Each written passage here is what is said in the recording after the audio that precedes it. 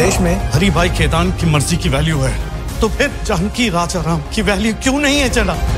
Hello বন্ধুরা, কি অবস্থা, কেমন আছেন সবাই? তো যাই হোক, ফাইনালি চলে এসেছে আপকামিং ইন্ডিয়ান হিন্দি ল্যাঙ্গুয়েজের black comedy legal drama cinema trailer Jolly LLB 3। Recently demandable cinema trailer চলে এসেছে, আপনারা হয়তো অলরেডি দেখেছেন এবং আমিও দেখেছি। তো চলুন দেখা যাক কি কি আছে এই সিনেমার ট্রেইলারে। এই সিনেমাটি জলি সিরিজের 3rd ইনস্টলমেন্ট জলি এলএলবি 3।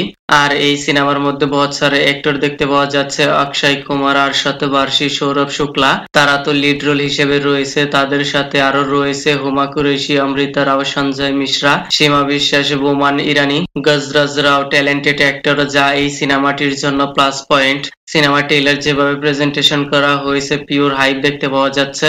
মনে হয় অডিয়েন্স বহুদিন পরে এরকম কমেডি সিনেমা এন্টারটেইন করবে। এই সিরিজের আগের সিনেমাগুলির মধ্যে সোশ্যাল ইস্যুকে কেন্দ্র করে তার সাথে ইমোশন অ্যাঙ্গেল ব্লেন্ড করে স্টোরি লাইন প্রেজেন্টেশন করা হয়েছিল, যার ফলে অডিয়েন্স খুব তাড়াতাড়ি অ্যাট্রাক্টেড হয়েছিল।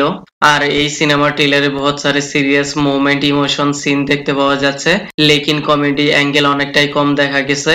এর আগে যখন এর টিজার এসেছিল তখন দুই জলের রিয়েলিটি অ্যান্ড ভরপুর কমেডি দেখতে পাওয়া গেছে। আর এই সিনেমা ট্রেইলার দেখে থোড়া বহুত আইডিয়া করা যায় কি হতে পারে সিনেমার স্টোরি লাইনে, যেখানে দুইজনই জলি, অক্ষয় অ্যান্ড আরশাদ। অক্ষয়ের কাছে এমন এমন ক্লায়েন্ট আসে বেরিপুর হতদরিদ্র, টাকার বদলে বেঙ্গন, টমেটো, সবজি আর থোড়া বহুত চিল্লার ইয়ানি পয়সা এইসব কিছুই দেয়, যার কারণে ক্লায়েন্ট নিয়ে তাদের দুইজনের মাঝে দ্বন্দ্বের সৃষ্টি হয়।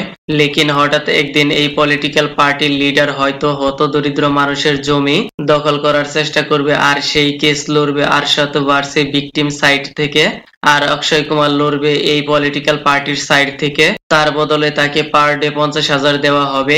তিনি হয়তো লোভে পড়ে এই পলিটিক্যাল পার্টির পক্ষ নিয়ে লড়াই করবে। লেকিন পয়েন্ট হলো, তিনি কি এইভাবে চলবে নাকি লাস্টে তার ক্যারেক্টার চেঞ্জ করা হবে, আর এই হতদরিদ্র মানুষ কি তাদের ন্যায় বিচার পাবে? এই সব কিছু জানতে আপনাকে পুরো সিনেমাটি দেখতে হবে। সিনেমার স্টোরি লাইন এমনটাও হলে হতে পারে, দিস ইজ মাই ওপিনিয়ন, কেউ কি সিনেমাটি তো আর আমি দেখিনি। এই পার্টের মধ্যে সোশ্যাল ইস্যু, পলিটিক্যাল পাওয়ার তো রয়েছে, তার সাথে ইমোশন অ্যাঙ্গেলও দেখতে পাওয়া যাচ্ছে।